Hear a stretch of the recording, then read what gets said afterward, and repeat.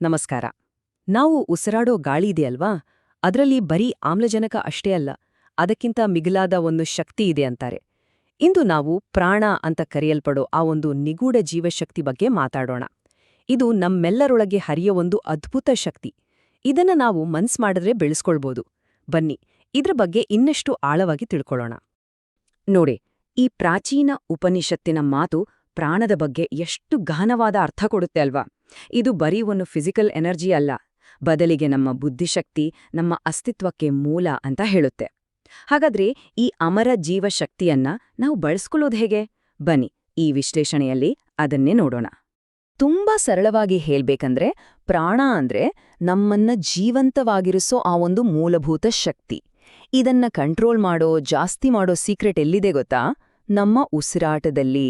ಹೌದು, ಉಸಿರನ್ನ ಪ್ರಜ್ಞಾಪೂರ್ವಕವಾಗಿ ಹಿಡಿದಿಟ್ಕೊಳ್ಳೋದ್ರಿಂದ ನಾವು ಈ ಶಕ್ತಿಯನ್ನ ನಮ್ಮ ದೇಹದಲ್ಲಿ ತುಂಬಿಕೊಂಡು ಅದನ್ನ ಇನ್ನಷ್ಟು ಬೆಳೆಸಬಹುದು. ಸರಿ, ಇವತ್ತಿನ ನಮ್ಮ ಈ ಪಯಣದಲ್ಲಿ 4 ಮುಖ್ಯವಾದ ಹಂತಗಳಿವೆ. ಮೊದಲು ನಾವು ಉಸಿರಾಟದ ಶಕ್ತಿಯಿಂದ ಶುರು ಮಾಡೋಣ. ಆಮೇಲೆ ಮನಸ್ಸಿನ ಆಳಕ್ಕೆ ಇಳಿಯೋಣ. ನಂತರ ನಮ್ಮ ಸುತ್ತಮುತ್ತಲಿನ ಸೌಂಡ್ ಸೆನ್ಸೇಷನ್ಸ್ ನಮ್ಮ ಮೇಲೆ ಹೇಗೆ ಪ್ರಭಾವ ಬೀರುತ್ತೆ ಅಂತ ನೋಡಿ. ಕೊನೆಗೆ ನಮ್ಮ ದಿನನಿತ್ಯದ ಜೀವನದಲ್ಲಿ ಈ ಪ್ರಾಣಶಕ್ತಿಯನ್ನ ಹೇಗೆ ಪೋಷಿಸಬಹುದು ಅಂತ ತಿಳ್ಕೊಳ್ಳೋಣ. ನಮ್ಮ ಈ ಪ್ರಾಣಶಕ್ತಿಯನ್ನು ಹೆಚ್ಚಿಸುವ ಪಯಣದಲ್ಲಿ ಮೊದಲ ಮತ್ತು ಅತಿ ಮುಖ್ಯವಾದ ಹೆಜ್ಜೆ ಅಂದ್ರೆ ನಮ್ಮ ಉಸಿರಾಟದ ಮೇಲೆ ಹಿಡಿತ ಸಾಧಿಸೋದು. ಯೋಗದಲ್ಲಿ ಇದನ್ನ ಪ್ರಾಣಾಯಾಮ ಅಂತ ಕರೀತಾರೆ, ಅಂದ್ರೆ ಪ್ರಾಣದ ವಿಸ್ತರಣೆ. ಯೋಚನೆ ಮಾಡಿ ನೋಡಿ, ನಮ್ಮ ದೇಹ ಚಂಚಲವಾಗಿದ್ದಾಗ, ಟೆನ್ಷನ್ನಲ್ಲಿದ್ದಾಗ ನಮ್ಮ ಪ್ರಾಣಶಕ್ತಿ ಕೂಡ ಅಸ್ತವ್ಯಸ್ತ ಆಗಿರುತ್ತೆ, ಅಲ್ಲಲ್ಲಿ ಬ್ಲಾಕ್ ಆಗಿರುತ್ತೆ. ಅದಕ್ಕೆ ಪ್ರಾಣಾಯಾಮದ ಮೂಲಕ ಮೊದಲು ದೇಹ ಮತ್ತು ಮನಸ್ಸನ್ನ ಶಾಂತಗೊಳಿಸೋದು ತುಂಬಾನೇ ಮುಖ್ಯ. ಹೇಗೆ ಒಂದು ನಿಂತ ನೀರಿನಲ್ಲಿ ಮಾತ್ರ ನಮ್ಮ ಪ್ರತಿಬಿಂಬ ಸ್ಪಷ್ಟವಾಗಿ ಕಾಣುತ್ತೋ, ಹಾಗೆ ಶಾಂತವಾದ ದೇಹದಲ್ಲಿ ಮಾತ್ರ ನಮ್ಮ ಶಕ್ತಿಯನ್ನ ಒಂದೆಡೆ ಕೇಂದ್ರೀಕರಿಸೋಕೆ ಸಾಧ್ಯ. ಇದು ನೋಡಕ್ಕೆ ತುಂಬಾ ಸಿಂಪಲ್ ಅನ್ಸಿದ್ರೂ ತುಂಬಾನೇ ಪವರ್ಫುಲ್ ಟೆಕ್ನಿಕ್. ಉಸಿರನ್ನ ಒಳಗೆ ತಗೋಬೇಕಾದ್ರೆ ಸೋ ಅಂತ ಮನ್ಸಲ್ಲೇ ಅಂದ್ಕೊಳ್ಳಿ. ಸೋ ಅಂದ್ರೆ ಅವನು ಅಥವಾ ಆ ದೈವಿಕ ಶಕ್ತಿ. ಉಸಿರು ಹೊರಗೆ ಬಿಡಬೇಕಾದ್ರೆ ಹಮ್ ಅಂದ್ರೆ ನಾನು. ಇದು ಕೇವಲ ಒಂದು ಬ್ರೀದಿಂಗ್ ಎಕ್ಸರ್ಸೈಸ್ ಅಷ್ಟೇ ಅಲ್ಲ, ಪ್ರತಿ ಉಸಿರಿನಲ್ಲೂ ನಾವು ಆ ದೈವಿಕ ಶಕ್ತಿಯನ್ನ ಸ್ವೀಕರಿಸಿ ನಮ್ಮ ಅಹಂಕಾರವನ್ನ ಹೊರಗೆ ಬಿಡ್ತಾ ಇದೀವಿ. ಇದು ಮನಸ್ಸನ್ನ ಶಾಂತಗೊಳಿಸುತ್ತೆ. ಇಲ್ಲಿ ಒಂದು ಇಂಟ್ರೆಸ್ಟಿಂಗ್ ವಿಷಯ ಇದೆ ನೋಡಿ. ನಮ್ಮ 2 ಮೂಗಿನ ಹೊಳ್ಳೆಗಳು 2 ಬೇರೆ ಬೇರೆ ರೀತಿಯ ಎನರ್ಜಿಯನ್ನ ಕಂಟ್ರೋಲ್ ಮಾಡ್ತವೆ. ಬಲಮೂಗು ಸೂರ್ಯನ ಶಕ್ತಿಯನ್ನ ಅಂದ್ರೆ ಆಕ್ಟಿವ್ ಎನರ್ಜಿ, ಹೀಟನ್ನ ಪ್ರತಿನಿಧಿಸಿದ್ರೆ, ಎಡಮೂಗು ಚಂದ್ರನ ಶಕ್ತಿಯನ್ನ ಅಂದ್ರೆ ಶಾಂತ ಕೂಲ್ ಎನರ್ಜಿಯನ್ನ ಪ್ರತಿನಿಧಿಸುತ್ತೆ. ಪ್ರಾಣಾಯಾಮ ಮಾಡೋದ್ರಿಂದ ಈ 2 ಶಕ್ತಿಗಳನ್ನ ಬ್ಯಾಲೆನ್ಸ್ ಮಾಡ್ಬೋದು. ಸರಿ, ಈ ಪ್ರಾಣಾಯಾಮವನ್ನ ಇನ್ನೂ ಎಫೆಕ್ಟಿವ್ ಆಗಿ ಮಾಡೋಕೆ ಕೆಲವು ಟಿಪ್ಸ್. ಅದರಲ್ಲೂ ಸೂರ್ಯೋದಯಕ್ಕಿಂತ 1.5 ಗಂಟೆ ಮುಂಚೆ ಬರೋ ಬ್ರಹ್ಮ ಮುಹೂರ್ತದಲ್ಲಿ ಮಾಡಿದ್ರೆ ಶ್ರೇಷ್ಠ ಅಂತಾರೆ. ಯಾಕಂದ್ರೆ ಆ ಸಮಯದಲ್ಲಿ ವಾತಾವರಣದಲ್ಲಿ ಪ್ರಾಣಶಕ್ತಿ ತುಂಬಾನೇ ಶುದ್ಧವಾಗಿ, ಶಕ್ತಿಯುತವಾಗಿ ಇರುತ್ತೆ. ಹಾಗೆ ಉಸಿರು ನಮ್ಮ ಬೆನ್ನುಮೂಳೆಯ ಮೂಲಕ ಮೇಲೆ ಕೆಳಗೆ ಓಡಾಡ್ತಿದೆ ಅಂತ ಕಲ್ಪನೆ ಮಾಡ್ಕೊಳ್ಳೋದ್ರಿಂದ ಎನರ್ಜಿಯನ್ನ ಫೋಕಸ್ ಮಾಡೋಕೆ ಹೆಲ್ಪ್ ಆಗತ್ತೆ. ಸರಿ, ಇಲ್ಲಿಯವರೆಗೂ ನಾವು ಫಿಸಿಕಲ್ ಬ್ರೀದಿಂಗ್ ಬಗ್ಗೆ ಮಾತಾಡಿದ್ವಿ. ಈಗ ನಮ್ಮ ಮನಸ್ಸಿನ ಸೂಕ್ಷ್ಮ ಜಗತ್ತಿಗೆ ಹೋಗೋಣ. ನಮ್ಮ ಯೋಚನೆ, ನಮ್ಮ ಗಮನವನ್ನೇ ಬಳಸ್ಕೊಂಡು ಈ ಪ್ರಾಣಶಕ್ತಿಯನ್ನ ಹೇಗೆ ಡೈರೆಕ್ಟ್ ಮಾಡ್ಬೋದು ಅಂತ ನೋಡೋಣ. ಪ್ರಾಣಶಕ್ತಿಯನ್ನು ನಿರ್ದೇಶೋಕೆ ಕೆಲವು ಮಂತ್ರಗಳು ಮತ್ತು ದೇವತೆಗಳ ಆರಾಧನೆ ಕೂಡ ಸಹಾಯ ಮಾಡುತ್ತೆ. ಉದಾಹರಣೆಗೆ, ಕ್ರೀಮ್ ಅನ್ನೋದು ಒಂದು ಬೀಜ ಮಂತ್ರ, ಅಂದ್ರೆ ಒಂದೇ ಅಕ್ಷರದಲ್ಲಿ ಅಪಾರ ಶಕ್ತಿಯಡಗಿರುವ ಧ್ವನಿ. ಇದು ನಮ್ಮೊಳಗಿನ ಪ್ರಾಣಶಕ್ತಿಯನ್ನ ಜಾಗೃತಗೊಳಿಸುತ್ತೆ.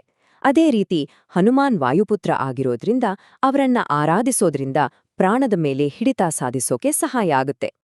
ಈ ಐಡಿಯಾ ಕೇಳೋಕೆ ಸ್ವಲ್ಪ ವಿಚಿತ್ರ ಅನಿಸ್ಬೋದು. ಸಾಮಾನ್ಯವಾಗಿ ನಾವು ವಸ್ತುಗಳ ಮೇಲೆ ಗಮನ ಕೊಡ್ತೀವಿ.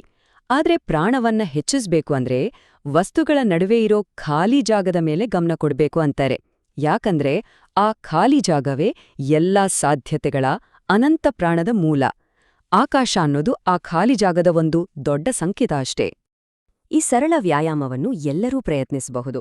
ಮುಂದಿನ ಸಲ ಒಂದು ಮರವನ್ನ ನೋಡಿದಾಗ ಅದರ ಎಲೆಗಳನ್ನ ನೋಡೋ ಬದಲು ಆ ಎಲೆಗಳ ನಡುವೆ ಕಾಣೋ ಆಕಾಶದ ಮೇಲೆ ಗಮನ ಇಡಿ.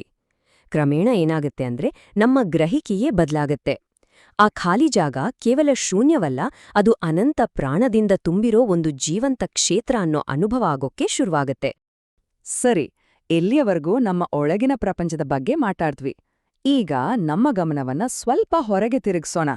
ಸೌಂಡ್, ಕಲರ್ಸ್, ಈ ಥರದ ಹೊರಗಿನ ವಿಷಯಗಳು ನಮ್ಮೊಳಗಿನ ಪ್ರಾಣಶಕ್ತಿಯ ಮೇಲೆ ಹೇಗೆಲ್ಲ ಪರಿಣಾಮ ಬೀರ್ಬೋದು ಅಂತ ನೋಡೋಣ. ಪ್ರಾಚೀನ ಜ್ಞಾನದ ಪ್ರಕಾರ ಇಡೀ ವಿಶ್ವವೇ ಒಂದು ವೈಬ್ರೇಷನ್. ಪ್ರಾಣ ಕೂಡ ನಾದ ಅಂತ ಕರೆಯಲ್ಪಡೋ ಒಂದು ಸೂಕ್ಷ್ಮವಾದ ಸೌಂಡ್ ವೈಬ್ರೇಷನ್. ಅದಕ್ಕೆ ನೋಡಿ, ಶಾಸ್ತ್ರೀಯ ಸಂಗೀತ, ಪ್ರಕೃತಿಯ ಶಬ್ದಗಳು ಇವೆಲ್ಲ ನಮ್ಮ ಮನಸ್ಸಿಗೆ ಎಷ್ಟು ಶಾಂತಿ ಕೊಡುತ್ತೆ ಅಲ್ವಾ? ಯಾಕಂದ್ರೆ ಆ ಹಾರ್ಮೋನಿಯಸ್ ಸೌಂಡ್ಸ್ ನಮ್ಮೊಳಗಿನ ವೈಬ್ರೇಷನ್ ಅನ್ನ ಸರಿಪಡಿಸಿ ಪ್ರಾಣ ಶಕ್ತಿಯನ್ನ ಹೆಚ್ಚಿಸುತ್ತೆ. ಬಣ್ಣಗಳು ಕೇವಲ ನೋಡೋದಕ್ಕಷ್ಟೇ ಅಲ್ಲ, ಅವುಗಳಿಗೆ ತಮ್ಮದೇ ಆದ ಎನರ್ಜಿ ಇದೆ. ರಾತ್ರಿ ಹೊತ್ತು ಆಕಾಶ ನೋಡಿದಾಗ ಸಿಗೋ ಆ ಗಾಢ ನೀಲಿ ಬಣ್ಣ ನಮ್ಮ ಮನಸ್ಸಿಗೆ ಒಂದು ರೀತಿಯ ವಿಸ್ತಾರವನ್ನ ಕೊಡುತ್ತೆ. ಹಾಗೆ ಪಚ್ಚೆ ಹಸಿರು ಬಣ್ಣ ಪ್ರಕೃತಿಯ ಜೀವಂತಿಕೆಯನ್ನ, ರಿಫ್ರೆಶ್ ಆಗೋ ಫೀಲ್ ಕೊಡುತ್ತೆ. ಈ ಬಣ್ಣಗಳು ನಮ್ಮ ಸುತ್ತಮುತ್ತ ಇರೋದು ಪ್ರಾಣಶಕ್ತಿಯನ್ನ ಪೋಷಿಸೋಕೆ ಸಹಾಯ ಮಾಡುತ್ತೆ. ಕೊನೆಯದಾಗಿ ನಮ್ಮ ಡೈಲಿ ಲೈಫ್ ಸ್ಟೈಲ್ ಬಗ್ಗೆ ಮಾತಾಡೋಣ. ಯಾಕಂದ್ರೆ ನಾವ್ ಏನ್ ತಿಂತೀವಿ, ಏನ್ ಧರಿಸ್ತೀವಿ, ಹೀಗೆ ಪ್ರತಿಯೊಂದು ಆಯ್ಕೆಯೂ ನಮ್ಮ ಪ್ರಾಣಶಕ್ತಿಯ ಮೇಲೆ ಪರಿಣಾಮ ಬೀರುತ್ತೆ. ಪ್ರಾಣಪೂರ್ಣ ಆಹಾರ ಅಂತಾರೆ, ಅಂದ್ರೆ ಜೀವಶಕ್ತಿಯಿಂದ ತುಂಬಿರುವ ಆಹಾರ. ತಾಜಾ ಹಣ್ಣು, ತರಕಾರಿ, ಮೊಳಕೆ ಕಾಳುಗಳಂತಹ ಜೀವಂತ ಆಹಾರ ನಮ್ಮ ದೇಹಕ್ಕೆ ಪ್ರಾಣವನ್ನ ಕೊಡುತ್ತೆ. ಇದು ಹಗುರವಾಗಿರೋದ್ರಿಂದ ಪ್ರಾಣದ ಹರಿವು ಸರಾಗವಾಗಿ ಆಗುತ್ತೆ. ಹಾಗೆ ಬ್ರಾಹ್ಮಿಯಂತಹ ಗಿಡಮೂಲಿಕೆಗಳು ನಮ್ಮ ನರ್ವಸ್ ಸಿಸ್ಟಮನ್ನ ಶಾಂತಗೊಳಿಸಿ ಪ್ರಾಣದ ಚಲನೆಗೆ ಸಹಾಯ ಮಾಡುತ್ತವೆ. ವೈದಿಕ ನಂಬಿಕೆಗಳ ಪ್ರಕಾರ ಶನಿ ಮತ್ತು ಬುಧ ಗ್ರಹಗಳು ಪ್ರಾಣದ ಮೇಲೆ ವಿಶೇಷ ಪ್ರಭಾವ ಬೀರ್ತವೆ ಅಂತ ಹೇಳ್ತಾರೆ.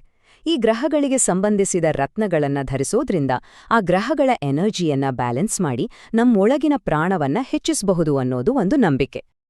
ಹಾಗಾದ್ರೆ ಇಷ್ಟೆಲ್ಲ ತಿಳಿದುಕೊಂಡ್ಮೇಲೆ ನಮಗೇನು ಗೊತ್ತಾಯ್ತು? ಪ್ರಾಣವನ್ನ ಹೆಚ್ಚಿಸೋದು ಅಂದ್ರೆ ಅದು ಒಂದೇ ಒಂದು ಟೆಕ್ನಿಕ್ ಅಲ್ಲ, ಅದು ಒಂದು ಕಲೆ. ನಮ್ಮ ಉಸಿರು, ಮನಸ್ಸು, ನಮ್ಮ ಸೆನ್ಸಸ್ ಮತ್ತು ನಮ್ಮ ಲೈಫ್ ಸ್ಟೈಲ್ ಇವೆಲ್ಲವನ್ನೂ ಒಂದಕ್ಕೊಂದು ಹೊಂದಾಣಿಕೆ ಮಾಡಿಕೊಂಡು ಹೋಗೋ ಒಂದು ಸಮಗ್ರವಾದ ಜೀವನ ವಿಧಾನ. ಈ ಒಂದು ಅಂತಿಮ ಪ್ರಶ್ನೆಯೊಂದಿಗೆ ಈ ಚರ್ಚೆಯನ್ನ ಮುಗಿಸೋಣ. ಪ್ರಾಣ ಅನ್ನೋದು ಒಂದು ನ್ಯೂಟ್ರಲ್ ಎನರ್ಜಿ. ಅದು ನಮ್ಮೆಲ್ಲರಲ್ಲೂ ಹರಿಯೋ ಒಂದು ನದಿ ಇದ್ದ ಹಾಗೆ.